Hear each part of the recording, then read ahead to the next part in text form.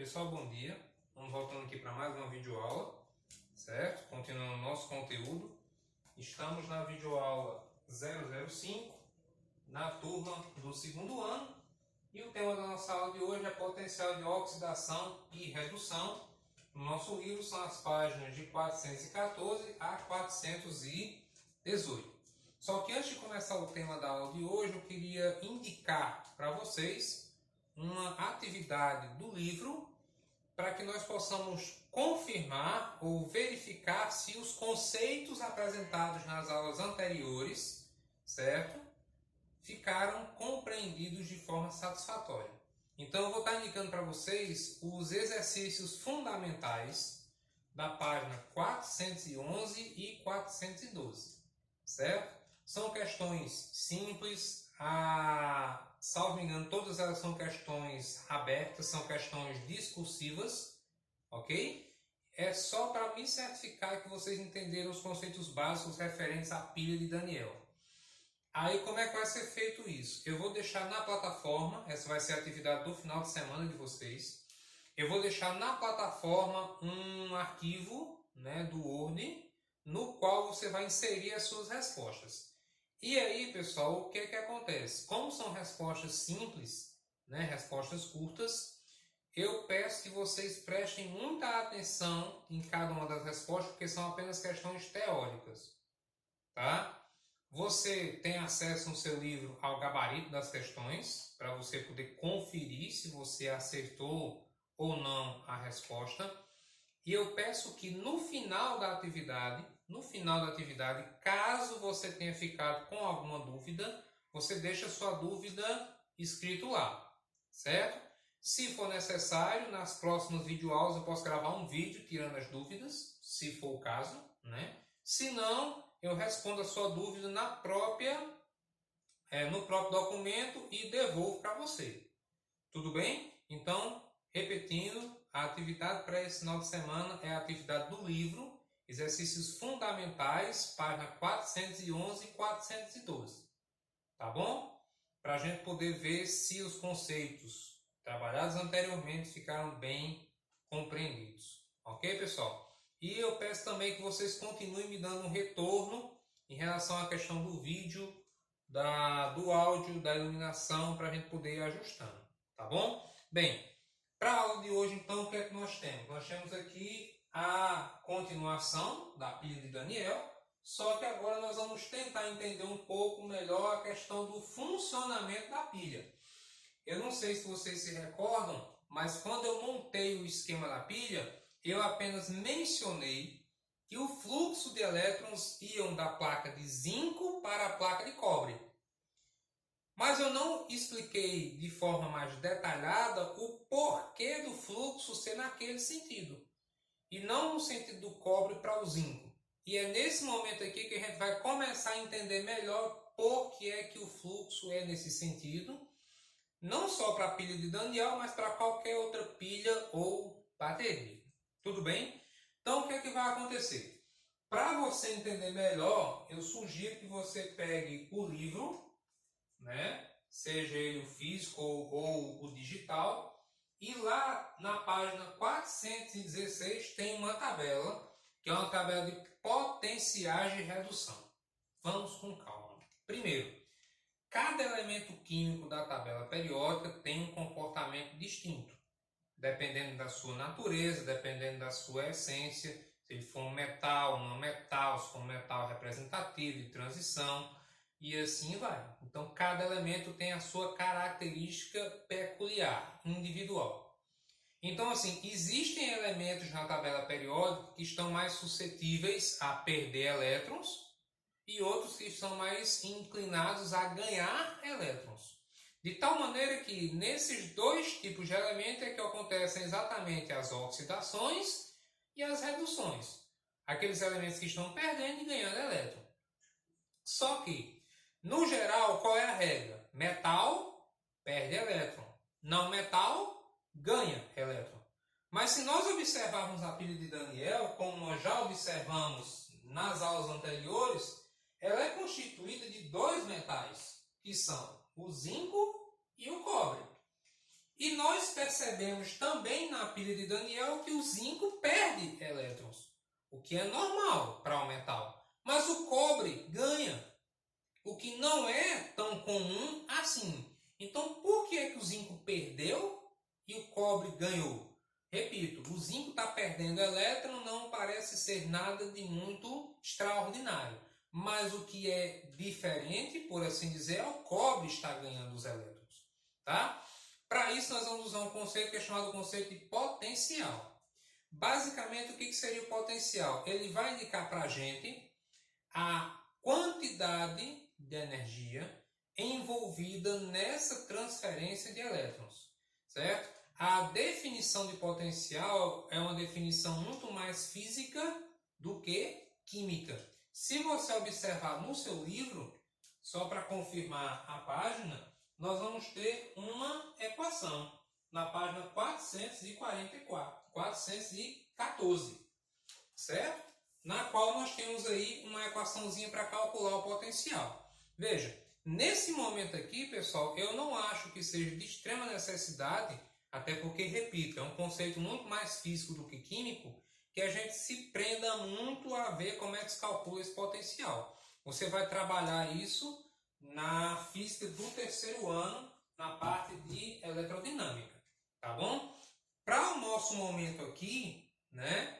Seria muito mais interessante nos determos a quê? A interpretar esse potencial. Então, repito, o que é o potencial? É nada mais nada menos do que a quantidade de energia que vai ser envolvida nesse processo de transição. Só que, além de determinar para a gente a quantidade de energia, esse potencial é que vai indicar para a gente se o processo vai ser espontâneo ou não. Veja, nós trabalhamos em sala de aula, de forma bastante sucinta, o conceito da energia livre de Gibbs, para saber se um processo é espontâneo ou não. Então perceba que novamente essa questão retoma para a gente. O que seria um processo espontâneo ou não espontâneo? Bem, o termo espontâneo é do conhecimento de todo mundo, é algo que vai acontecer naturalmente, sem necessariamente ser forçado.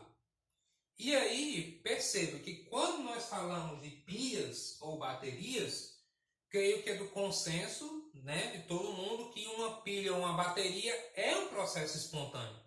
Eu não preciso mandar uma pilha trabalhar ou uma bateria trabalhar. No momento em que eu coloco a pilha ou a bateria no meu utensílio, seja um celular, um controle remoto ou qualquer coisa do tipo, ela automaticamente já vai começar a gerar energia. Certo? Converter energia química em corrente elétrica, certo? Mas, repito, como que eu vou saber se isso é espontâneo ou não dentro da eletroquímica? Eu vou analisar os potenciais. Repito, se você quiser acompanhar, sugiro que acompanhe, você pega a tabela que está no livro na página 416. Tá ok? Muito bem. Então eu peguei aqui, ó, as duas equações exatamente da pilha de Daniel, tá bom? Tem o zinco e tem o cobre. Veja bem, vamos por partes. Primeiro, o que é que essa equação está representando para mim? Veja, lá na tabela está escrito equações do potencial de redução. Só que eu não quero, pessoal, que vocês fiquem atrelados a essa tabela. Até porque não faz sentido nenhum eu pedir que vocês memorizem a tabela. Mas eu tenho que saber interpretar a equação. No caso aqui, as equações. Certo? Então, primeiro, por que nós afirmamos que essas duas equações são equações de potencial de redução? Porque se eu olhar o NOx do zinco, ele é mais 2 no início e é 0 no final. Diminuição de NOx, processo de redução. Se eu olhar o NOx do cobre, mais 2 no início e 0 no final. Também é um processo de redução. Então, esses potenciais, que aqui nós representamos pela letra E, são potenciais de redução. Só que, se eu observar os valores desses potenciais, o que é que eu vou perceber? Que o potencial do zinco ele é negativo. enquanto que o potencial do cobre é positivo. E aí, pessoal, vem uma regra extremamente importante aqui, que é a seguinte, prestem muita atenção. Quando um potencial é negativo, significa dizer que aquele processo não é espontâneo. Ou seja, essa transferência de elétron não vai acontecer naturalmente. Enquanto que, se o potencial for positivo, o processo é espontâneo. Ou seja, ele vai acontecer no exato momento em que aquele sistema for constituído, construído, montado, sem necessitar de um agente externo. E isso, repito, é muito importante para a questão das pilhas, porque é exatamente isso que eu quero. Eu quero algo que trabalhe de forma independente, sem que eu esteja forçando essa transferência. Então, vamos observar aqui o seguinte, certo, Paulo? Mas como é que isso aqui vai virar uma pilha, então, se o potencial do zinco não é espontâneo? Bem, se você recapitular as aulas anteriores e olhar a pilha de Daniel, você vai perceber que na semicélula do zinco, a reação que acontecia não era essa. Era essa daqui.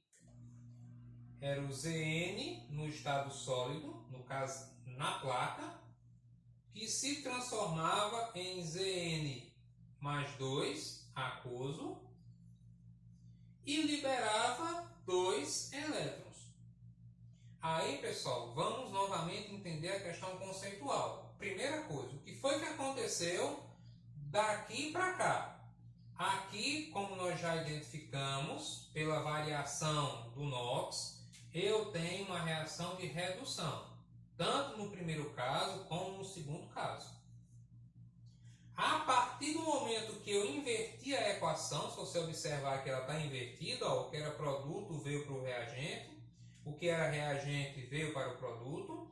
A partir do momento que eu inverto isso, o meu potencial também fica invertido. Bom, agora eu fiquei um pouco perdido. Repito, se você pegar a tabela da página 416, você vai observar que ela tem duas colunas, do lado direito e do lado esquerdo. Veja, vamos localizar o elemento zinco, que é o elemento com o qual nós estamos trabalhando, né? Você vai perceber que a seta ela é de duplo sentido. Então ela pode tanto acontecer nesse sentido como nesse outro. Então, repito, a partir do momento que eu inverto a reação, eu tenho uma inversão também de potenciais. Observe as setas como eu estava te dizendo. A do lado direito tem uma dizendo assim, aumento do poder redutor. E a do lado esquerdo tem aumento do poder oxidante. Repito, eu peguei a reação e inverti. Sendo que nessa inversão eu transformei uma reação de redução em uma reação de oxidação.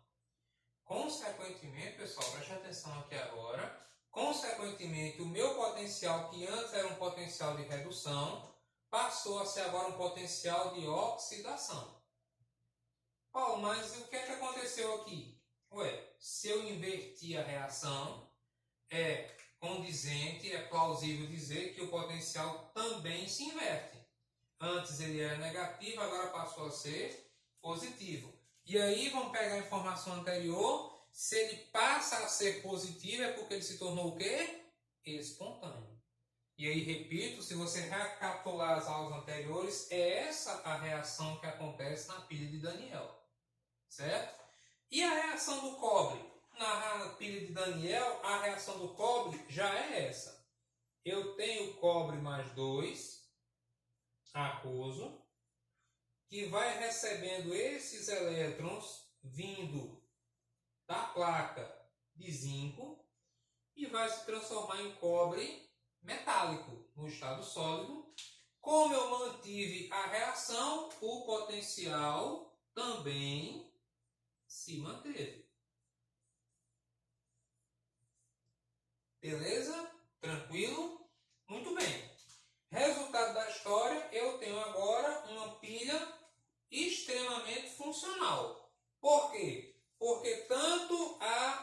equação de oxidação, como a equação de redução tem potenciais o quê?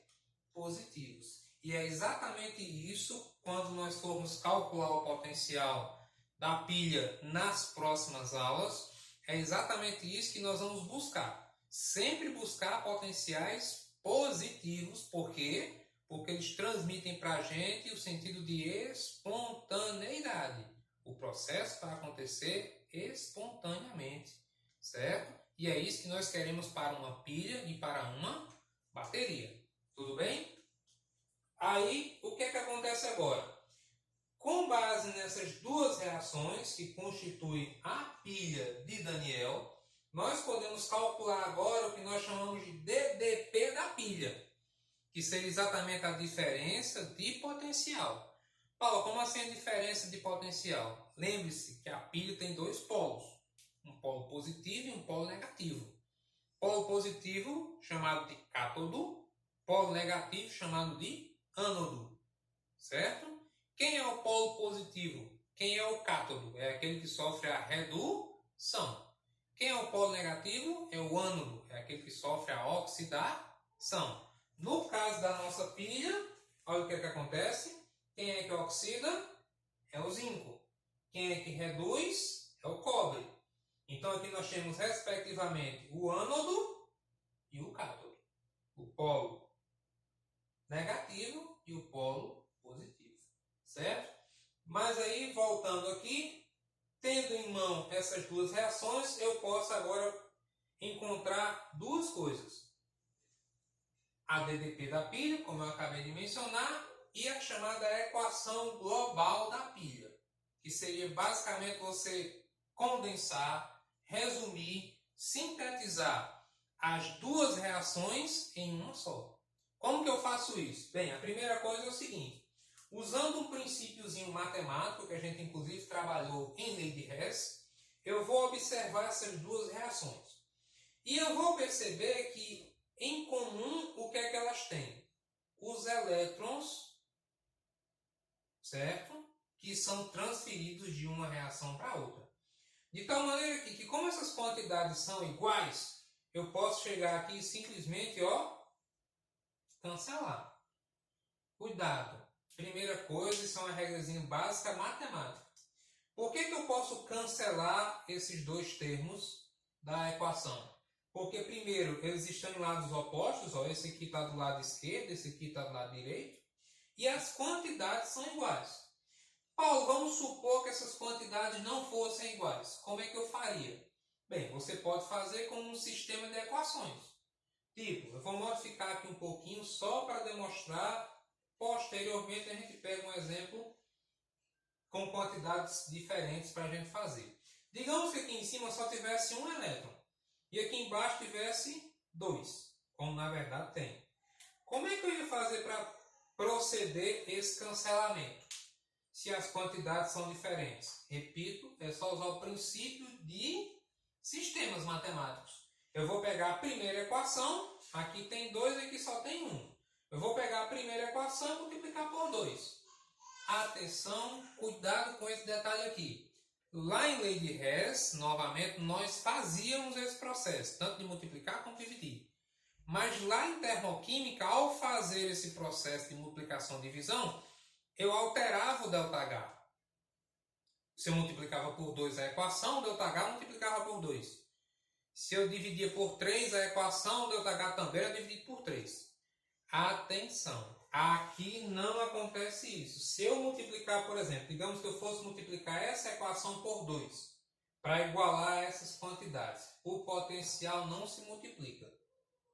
Certo? Então vamos com cuidado. Vamos voltar aqui para a gente poder concluir essa parte. E aí eu pego um outro exemplo posteriormente para a gente fazer com quantidades diferentes, para ver como que se chega nessa equação global. Então eu corto aqui, cortei, e vou, como eu disse, condensar, juntar, essas duas equações em uma só. Então como é que vai ficar? Vai ficar Zn, sólido, que foi o que sobrou da primeira, mais o cobre mais 2, aquoso, produzindo o quê? O que foi que sobrou do outro lado? O zinco mais 2, aquoso, e o cobre sólido. Então, isso aqui embaixo, pessoal, que nós escrevemos agora, é chamada equação global da pilha. Certo? É a junção das duas semi-reações da pilha. Ok? Paulo, e o potencial? Bem, o potencial agora é só o seguinte. Seguindo a mesma linha de raciocínio, da mesma forma que eu juntei as equações, eu posso juntar os potenciais. Então, a DDP da minha pilha, que nós vamos chamar de ΔE, vai ser nada mais do que o 0,76 mais o 0,34. O que vai me dar um valor final de 1,10 V, que nós mencionamos também em aulas anteriores, que significa volts, em homenagem a Alexander Volta, que foi o desenvolvedor da primeira pilha. Tudo bem, pessoal? Então, recapitulando, vamos com calma. O que eu estou fazendo aqui? O que é que nós estamos analisando hoje? Nós estamos analisando os potenciais de oxidação e redução. Em prol de quê? Ver se um processo é espontâneo ou não. Como que eu sei que ele é espontâneo ou não? Eu vou analisar o sinal do potencial, independente, pessoal, de ser redução ou oxidação. Não importa que reação seja. Se for negativo, não é espontâneo. Se for positivo, é espontâneo. Pegando como base aqui a pilha de Daniel, agora nós podemos entender por que é que o fluxo é do zinco para o cobre. Por quê? Porque quando eu comparo a reação do zinco, o potencial fica positivo quando ele está sofrendo o quê? Uma oxidação. Então o zinco tem uma tendência maior de perder elétrons do que o cobre. Aí tem um detalhe muito importante também e interessante. Paulo, significa dizer que sempre que eu combinar um elemento, sei lá, qualquer elemento que não seja o zinco, com o cobre, é o cobre que vai receber os elétrons? Não. Não. Vai depender de quem? Do potencial. Eu preciso analisar quem tem um potencial maior para aquele tipo de reação. Repito, nesse caso, comparando o zinco com o cobre, inicialmente nós temos duas reações de redução. Quem tem o potencial maior? O cobre. Então o cobre vai reduzir. E automaticamente o zinco vai oxidar. Certo? Feito essa adequação aqui, nós invertemos a primeira equação para que o potencial ficasse positivo.